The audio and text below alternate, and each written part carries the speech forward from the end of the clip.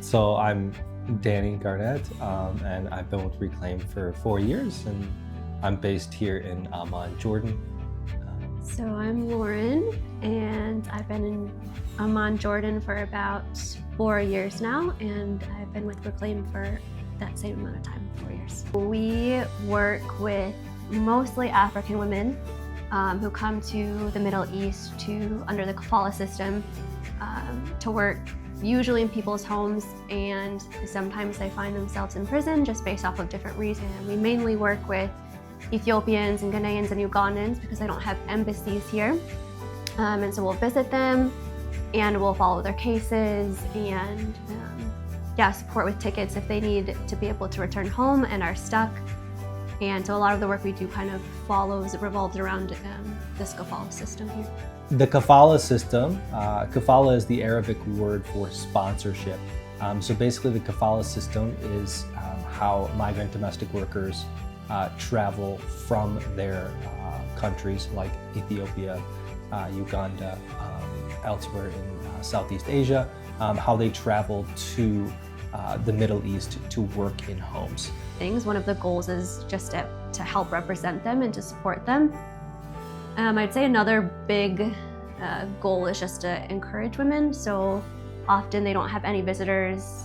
They feel alone. They don't always know why they're in prison or what happened or what their case is. They don't have family here. They don't have embassies following up with them. And so a major part of our program is being able to go in and support them and to encourage them that they're not alone and they're not forgotten, that they are being seen.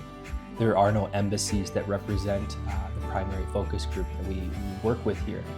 So we're left to, have to work on behalf of them, and do the casework and advocate for them and be the voices for them when we go to the police stations or we go to the prisons or we go to their homes and try and, advocate on their behalf. One of the obstacles that I see a lot the women face is just lack of information. Sometimes we'll be in the prison and they won't even know why they're there. So being able to follow up with the police stations and tell them this is what's going on with your case, or this is what's happening, or this is what you can expect. Being able to kind of inform them of the process that they might go through, it helps it feel a lot less scary for them to know that there have been people who've gone before them and this is what to expect. Yeah, and some of the other challenges that I feel like we see with migrant domestic workers here are pay issues where their salary is either delayed, or with issues that we see, even issues of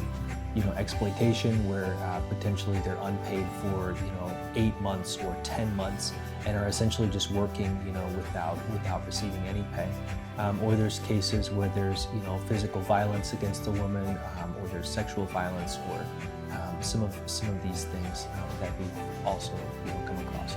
Here in Jordan, for us, it's a much more relational culture.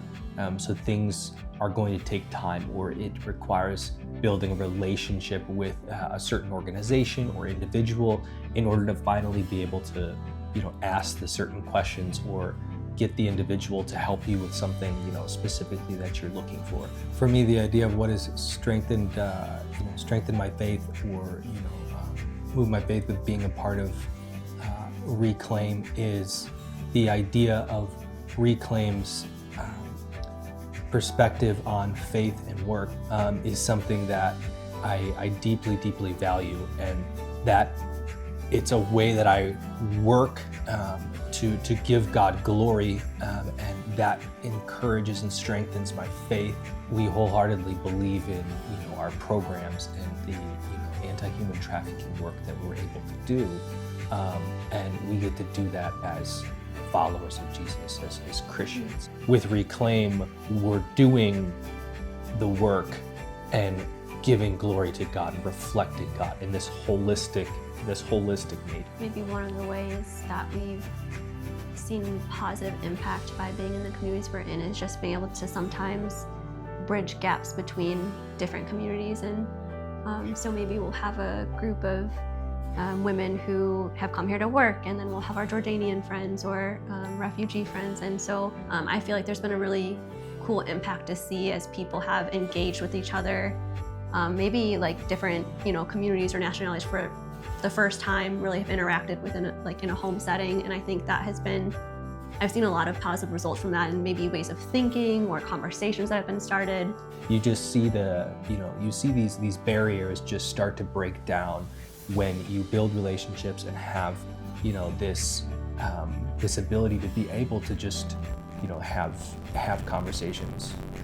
But I really do think that one of the biggest takeaways that I hope the women leave with are that they are valuable. And I think that is because, potentially for years they've been told they're not, whether through words or through action. I think just knowing that there's someone who is, who knows their name, who knows where they are, and is going to continue to come back and engage with them. And so I kind of hope that process starts here, and then, hope that they take that back with them.